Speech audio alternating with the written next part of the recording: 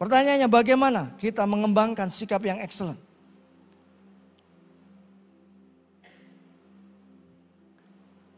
Lanjutkan. Tuhan rindu melalui studimu, dunia bisa kenal Dia sebagai Allah yang besar.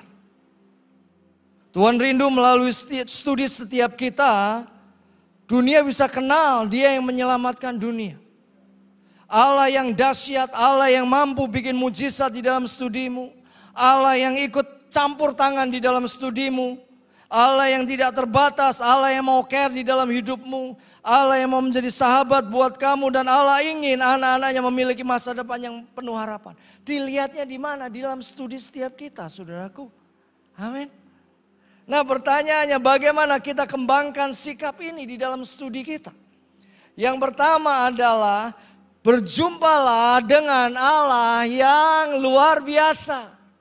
Kalau kita mau punya roh yang luar biasa, kita mesti bergaul dengan satu pribadi yang luar biasa, yaitu Yesus yang ajaib di dalam hidup setiap kita. Daniel pasal yang ke-6 ayat yang ke-11 katakan, demi didengar Daniel bahwa surat perintah itu telah dibuat, pergilah ia ke rumahnya, dalam kamar atasnya ada tingkap-tingkap yang terbuka ke arah Yerusalem. 3 kali sekali ia berlutut berdoa serta memuji Allahnya. 3 kali sehari, seperti yang biasa dilakukannya. Lalu orang-orang bergegas-gegas masuk dan mendapati Daniel sedang berdoa dan bermohon kepada Allahnya. Daniel bukan orang nganggur, teman-teman. Bukan. Dia bukan pengacara, pengangguran banyak acara. Mohon maaf. Dia adalah orang nomor 1 di bawah raja. Di bawahnya dia ada 2 orang pejabat tinggi. Di bawahnya ada 120 orang yang dia mesti tangani. Tetapi Alkitab catat bahwa dia 3 kali sehari masih menyembah Tuhan. Pertanyaannya seperti ini, masihkah saudara membangun kehidupan saat teduh setiap saudara dengan konsisten dan bertumbuh? Minggu yang lalu disampaikan, Tuhan sudah membayar harganya. Pertanyaannya, saudara dan saya bayar tidak harga kita untuk kita mengenal Tuhan? Saudaraku, Daniel bukan orang yang nganggur. Tetapi dia lakukan itu. Kenapa? Karena dia ngerti bahwa dia mesti ketemu dengan pribadi yang luar biasa. Dia mesti berjumpa dengan pribadi yang luar biasa, yaitu Tuhan. Praktisnya seperti apa? Yang pertama adalah lahir baru, saudara. Makanya kenapa saya katakan tadi, berapa banyak saudara yang belum percaya sama Yesus. Betapa lahir baru, percaya kepada Yesus sebagai satu-satunya Tuhan dan Juru Selamat, itu menentukan. Lanjutkan dulu PowerPoint-nya. Karena kalau saudara lahir baru, saudara akan lahir dari Allah. Setiap orang yang lahir dari Allah tidak berbuat dosa lagi. Sebab benih ilahi tetap ada di dalam dia dan ia tidak dapat berbuat dosa karena ia lahir dari Allah. Pada waktu saudara percaya kepada Yesus sebagai satu-satunya Tuhan dan Juru Selamat, saudara lahir dari Allah. Pada waktu saudara percaya kepada Yesus sebagai satu-satunya Tuhan dan Juru Selamat, maka Tuhan taruh benih ilahi, atau di dalam terjemahan bahasa Yunaninya sperma ilahi atau DNA ilahi. Saya kan pakai bahasa itu supaya saudara jelas itu ya. Karena manusia diciptakan pertemuan antara sperma dengan sel telur, bukan keluar dari pohon. Betul ya? Lanjutkan. Nah, semua orang yang lahir baru di dalam dirinya ada benih ilahi. Ada DNA Kristus yang memastikan kita akan menjadi serupa dengan Kristus. Serupa dengan Kristus itu seperti apa? Di dalam pengertian umum, DNA atau asam deoksiribonukleat atau DNA adalah kode genetik yang menjamin. Katakan menjamin.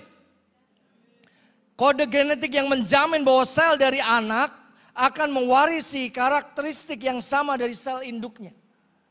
Kalau kita lahir baru, kita akan mewarisi sel Kristus di dalam hidup setiap kita. Kita akan mewarisi Kristus itu di dalam hidup setiap kita. Karakternya, kecerdasannya. Dalam hal ini saya akan bicara tentang kecerdasan. Lanjutkan berikutnya. Saya mau taruh di dalam hati setiap saudara. Biar firman ini masuk. Bahwa Yesus yang saudara dan saya sembah adalah Yesus yang cerdas. Ngomong sama-sama saya. Yesus yang saya kenal adalah Yesus yang cerdas. Yang percaya katakan amin. Aku juga cerdas. Kayaknya sudah gak yakin deh. Berapa banyak saudara yang cerdas? Tak suruh lahir baru lagi loh kalau saudara tidak yakin. Ya kan? Karena ini masalah iman, masalah saudara percaya sama Yesus. Dari mana kakak bisa sok yakin bahwa Yesus itu cerdas? Dari Alkitab. Ya kan? Kitab Lukas pasal yang kedua ayat 46-47 katakan, sesudah 3 hari mereka menemukan dia di bait Allah. Ini pada waktu kejadian Yesus dipersembahkan itu. Oleh maknya, oleh bapaknya. Dengan bawa burung tekukur yang minggu yang lalu disampaikan. Oleh bapak gembala. Ya.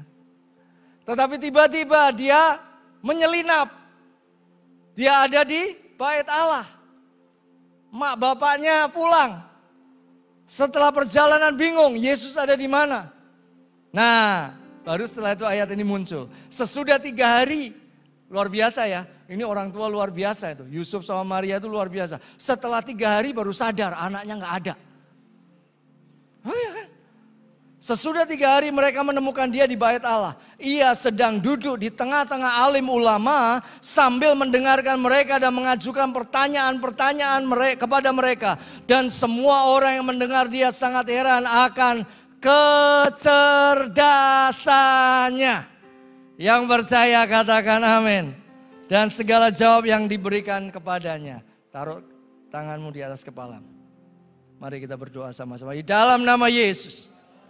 Aku pribadi yang percaya kepada Yesus. Kecerdasan Yesus itu ada padaku. Karena aku percaya kepada Yesus. Setiap ketumpulan, kebodohan, hasil dari dosa, selesai di kayu salib. Siang hari ini, aku punya pikiran yang cerdas. Otak yang cerdas. Dalam nama Yesus. Amin. Amin. Keluar sebagai orang yang cerdas. Keluar sebagai orang yang cerdas. Di kampus berjalan sebagai orang yang cerdas. Amin. Kembali lagi. Yang tadi. Bagaimana setelah lahir baru. Baca renungkan firman Tuhan. Saudara bacalah Alkitab saudaraku. Ya kan? Baca saudara. Salah satu yang selalu saya tanyakan kepada anak saya. Mau dia di Jakarta, mau di Jogja. Sudah saat teduh belum? Sudah baca Alkitab belum? Sudah. Itu pertanyaan betul. Oke, terima kasih. Kamu dapat apa? Itu pertanyaan berikutnya. Jadi kalau dia bohong, dia akan bohong yang kedua. Ya kan? Kalau dia bohong lagi, dia akan bohong yang ketiga. Saudaraku, baca dan renungkan firman Tuhan. Yang ketiga, bangunlah penyembahan dan doa pribadimu. Daniel bukan orang yang nganggur, saudaraku. Dia ngerti kekuatannya adalah di hal-hal yang supranatural, hal-hal yang rohani. Minggu yang lalu disampaikan bahwa tidak ada itu dikotomi rohani dengan jasmani. Detik di mana saudara percaya sama Yesus semuanya rohani. Amin. Amin. Karena itu bangun kehidupan personal, hubungan dengan Tuhan adalah hal yang wajar. Sewajar saudara makan. Daniel 3 kali berdoa setiap hari seperti halnya 3 kali makan. Bacalah buku-buku rohani. Baca saudaraku. Kembangkan saudaraku minat baca saudara. Yang berikutnya perkatakan janji-janji Tuhan dalam hidup kita. Ya saudara perkatakannya kayak gini tuh. Aku ini cerdas karena Yesus. Masa depanku penuh harapan. Di depan cermin saudara ngomong dong. Jangan kutuki dirimu. Wah memang bodoh kowe iki. 1 tambah 1 aja gak bisa. Lalu saudara kutuki diri saudara. Buat apa? Yesus di surga tidak pernah ngutuki setiap saudara. Masakan saudara kutuki diri saudara sendiri. Berdiri di depan cermin ngomong. Aku masa depanku penuh harapan. Setiap hari pagi dan malam saya doakan anak-anak saya dengan doa-doa yang seperti itu. Saya ngomong sampai kamu hafal dan sampai refleksmu muncul bahwa kata-kata itu keluar sesuai dengan firman. Bahwa kata-katamu keluar bahwa aku disertai Tuhan dan aku berhasil. Amin. Apa yang saudara perkatakan dengan diri saudara? Gimana caranya dapatkan? Jangan cari dari psikologi populer. Cari dari firman. Yeremia 29 ayat 11. Mazmur 1 ayat 2 sampai 3. Amsal 1 ayat yang ke-7. Takut akan Tuhan adalah mendahului kecerdasan. Amin. Loh, Alkitab itu penuh banyak pola, saudaraku. Jangan dilanggar yang ini. Ketemu dengan Allah yang luar biasa.